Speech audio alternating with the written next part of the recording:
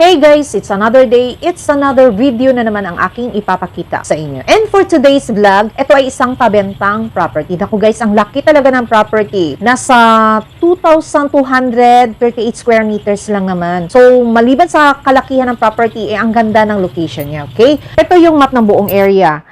Yung makikita nyong check guys, yan po ang exact na mga lote. So matotal na sa mga 2,200 square meters lang naman po yan. So ang laki talaga niya. So ito namang mga blue cars is Barangay Road. So yan namang ambulance at saka bus. Yan po ang National Road which is ang Daang Maharlika. So guys, to be exact na po ito sa Visayan Village, Tagum City. So, ito yung dalawang check na nakaharap sa blue cars is considered as commercial area na po yan. Okay? Dito sa third partition lot, which is ang house and lot po yan. Dito kasi sa lote na ito, naka-fully fence po yan siya. Kung napapansin nyo siya, kasi meron itong bahay.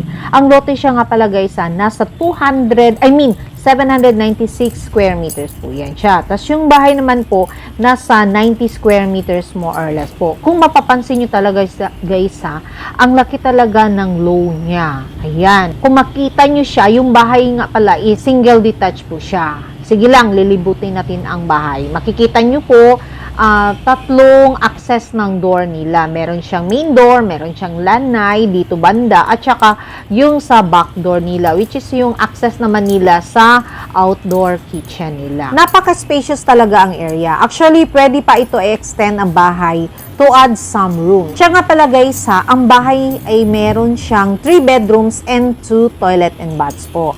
Diyan sa back portion na lote, kasali yun po sa pabenta na nasa 322 square meters po yan. Yan ang 4th and 5th partition lot po. Dahil sa laki ng lote dito sa house and lot na naka-fully fence, kahit 5 SUV si park dito, kasyang-kasya talaga. Best location ng property kasi malapit lang ito sa malls like Robinsons, Gaisano Malls, and etc. Malapit din ito sa hospital like Tagum Doctors and Tagum Mission Hospital, and many others na mga well-known business hubs dito sa Tagum City. So now, let's get inside dito sa magandang bahay. Naku guys, sa picture na lang ang naka-attach kasi nahiya akong kumuha ng video kasi meron silang bisita po. But anyway, klaro naman po ang mga pictures natin, di ba? So ito yung view ng living area. Napaka-spacious. Just imagine guys yung couch is a large size po yan. And yun naman pong details ng ating ceiling. So ito naman po yung sa kitchen nila. Glossy sa kulay na dark red. Talagang well-maintained ang bahay ni seller na mukhang palaging brand new guys. Kasi pag meron siyang makita like konting gas-gas or sira, talagang pinifix talaga niya.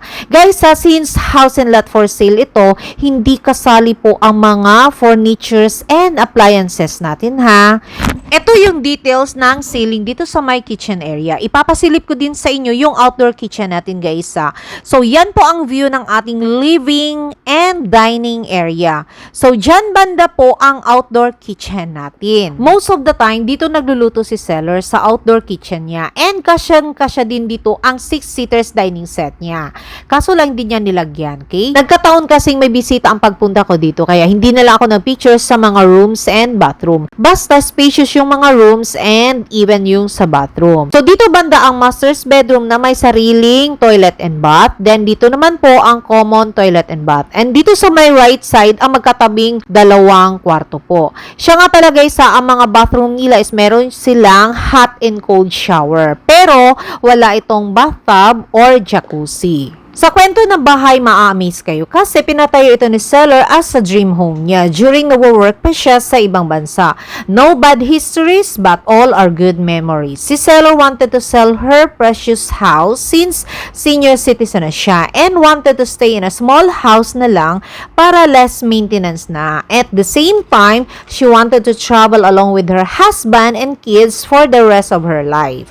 Ito yung harap ng bahay nila, which is along Barangay Road lang po talaga siya, considered as commercial area. So magandang investment ito or magandang property talaga siya. For interested buyer, please contact on the number that display on the screen. Until my next video, bye!